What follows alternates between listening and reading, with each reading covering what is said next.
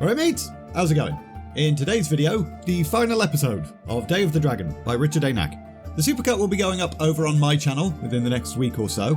Hopefully you enjoyed this series, and if you didn't, I apologise for annoying you, and you'll be happy to know that these videos are now finished. Let's go!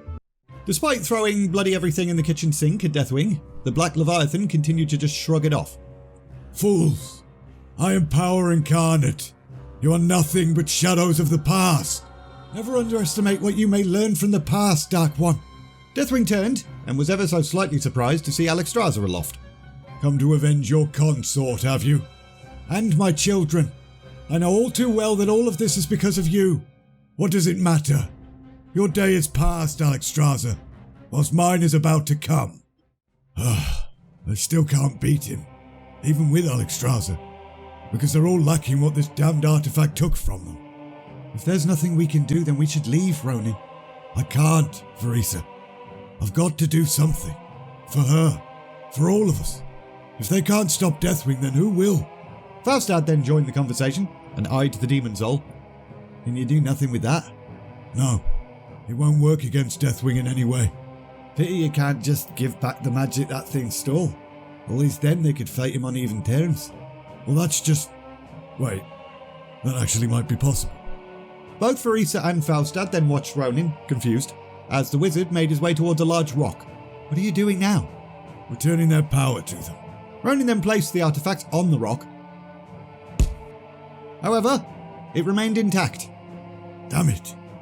You take it whatever it is you're trying to do isn't working. There's a spell. Members of the Kirin Tor sometimes use it to draw power from relics, but it demands that the artifact in question be shattered first. I think I can give back the dragons what they lost. But first I need this damn thing open. Why didn't you say so? Stand back, wizard. Falstad then picked up a random orcish war axe that was lying around on the ground or something, took a big swing, and brought it down hard on the demon soul. However, again, the artifact remained intact, and Falstad cursed under his breath because he genuinely believed that was going to work and make him look awesome. If I had to guess, I'd say it's protected by magic. So maybe magic's the only thing that can destroy it? Seems so. But it would have to be something powerful. More so than anything I can do. Rhonin then racked his brain for a moment. Something magic and powerful. Like Deathwing's medallion. That would have come in handy. If it wasn't still up in the mountain and wait. Hold on a minute. Rhonin then pulled the black stone out of his pocket. The one that Krill had been bragging about. The one that he'd conveniently found right next to his head after the ceiling collapsed. What's that? A part of Deathwing himself. He created this just as he created the demon soul. This should work. The wizard then spent a few minutes considering how he should go about this before deciding to just keep it simple.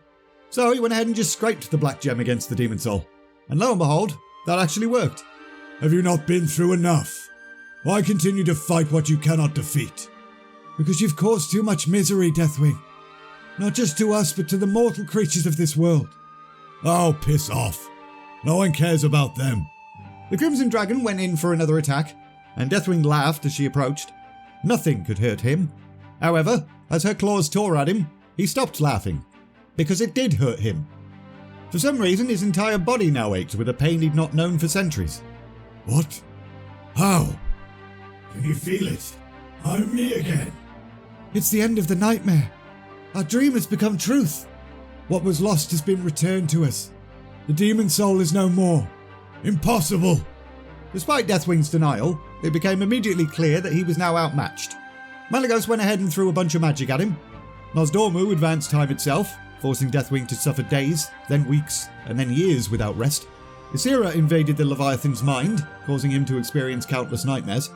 For the past several years I was forced to watch my children be raised as instruments of war. Slaughtered if they were deemed insufficient. Your words mean nothing to me. I know. Which is why I will let you experience firsthand all that I have suffered. And Alexstrasza then went ahead and unleashed an absolute barrage of attacks, with her full force behind each and every single one of them. Because hell hath no fury like an angry mother. Deathwing had never experienced such suffering. In fact, it was so unbearable, the most terrible of dragons screamed like a little girl. The aspects then stopped and stared at him, kind of startled by his little girl scream, and also taking pity on him. But they probably shouldn't have done that because Deathwing then cheesed it. We mustn't let him slip away. Follow him. Follow him indeed. I agree. Ysera then glanced towards Alexstrasza. Sister, by all means, go on. I shall join you shortly.